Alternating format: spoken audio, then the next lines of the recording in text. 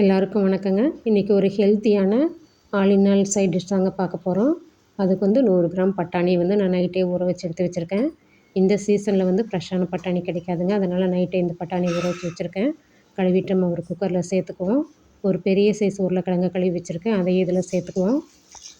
பட்டாணி முழுகிற அளவுக்கு மட்டும் தண்ணி ஊற்றிக்கலாங்க. லிட்டு போட்டு மூடி வச்சுட்டு கையில் ஒரு விசில் வந்ததுக்கப்புறம் ஸ்லோ பண்ணி 5 நிமிஷம் கழிச்சு இறக்குதுங்க. குழையாமல் கரெக்டாக வெந்திருந்துச்சு. நீங்கள் எந்த ஸ்டைலில் வேக வைப்பீங்களோ அந்த மாதிரி வேக வச்சு எடுத்து வச்சுக்கோங்க. உருளைக்கிழங்கு உரித்து கட் பண்ணி வச்சுக்கோங்க. அரைக்கிறதுக்கு இந்த அளவுக்கு நான் கொத்தமல்லி தழை எடுத்து வச்சுருக்கேன். அதையும் ஓரளவுக்கு நறுக்கி எடுத்துக்கலாங்க. அப்படியே போட்டோம்னா நூல் நூலாக அரைப்படும். அதனால் நறுக்கி நம்ம ஒரு மிக்ஸி ஜாரில் சேர்த்துக்கலாம். காரத்துக்கு பச்சை மிளகாய் போட்டுக்கோங்க. உங்களுடைய காரத்துக்கு தகுந்தவாறு. எங்கள் வீட்டில் பச்சை மிளகாய் பழுத்துருச்சு. நான் 2 பச்சை மிளகாய் சேர்த்துருக்கேன். ஒரு துண்டு இஞ்சி சேர்த்துருக்கேன். 4-5 பல் பூண்டு சேர்த்துருக்கேங்க. இதையும் நல்லா நைஸாக அரைச்சி வச்சுக்குவோம். ஒரு பேன் காஞ்சோடனே அதில் 1 ஸ்பூன் எண்ணெய் சேர்த்துக்கலாம். அதில் சோம்பு, பட்டை, கிராம்பு சேர்த்துக்கலாங்க.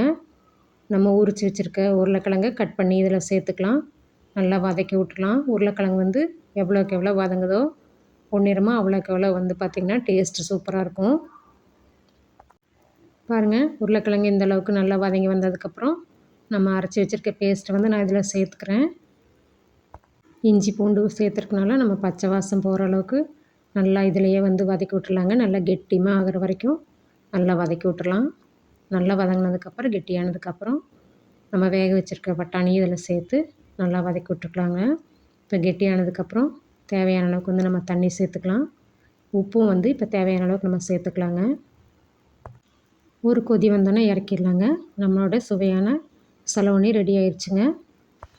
இது பார்த்திங்கன்னா தோசைக்கு, இட்லிக்கு, பூரிக்கு, சப்பாத்திக்கு, பொங்கலுக்கு, சாதத்துக்கு எல்லாத்துக்குமே சூட்டாங்க. தண்ணி கொஞ்சம் கம்மி பண்ணி சுண்ட வச்சு எடுத்திங்கன்னா தயிர் சாதத்துக்கு தொட்டுக்கிறதுக்கு கூட சூப்பராக இருக்குங்க. குழந்தைகளும் விரும்பி சாப்பிடுவாங்க. இந்த ஹெல்த்தியான ரெசிபியை ட்ரை பண்ணி பாருங்கள். தேங்க்ஸ் ஃபார் வாட்சிங்.